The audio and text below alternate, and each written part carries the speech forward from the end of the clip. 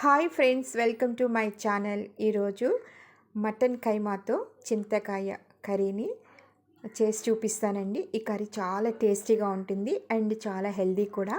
ఫస్ట్గా మనం ఆయిల్ తీసుకొని ఒక చిన్న ఉల్లిపాయ, ఒక పచ్చిమిర్చి అండ్ కొద్దిగా అల్లం వెల్లుల్లి పేస్టు, కొద్దిగా పసుపు, 1 స్పూన్ కారం వేసుకొని ఆయిల్లో చక్కగా దోరగా ఫ్రై చేసుకోవాలండి.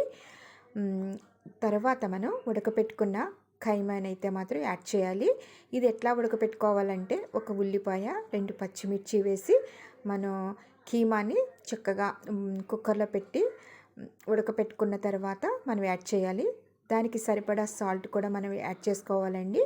నెక్స్ట్ మనం ధనియాల పౌడర్ కూడా కొద్దిగా యాడ్ చేసుకొని అలా కుక్ అవుతుంటే మనం ఏం చేయాలంటే, మనం ఆల్రెడీ కడిగి పెట్టుకున్న చింతకాయలు ఉంటాయి కదండి, వాటిని పైన ఉన్న పీల్ తీయకుండా జస్ట్ అలాగే యాజ్ టీజ్ అట్లాగా వేసుకొని ఉడకనివ్వాలండి. ఇవి రెండు కలిపి ఉడకడానికి మనం ఒక గ్లాస్ కానీ కొద్దిగా తక్కువైన వాటర్ యాడ్ చేసుకొని ఉడకనివ్వాలండి.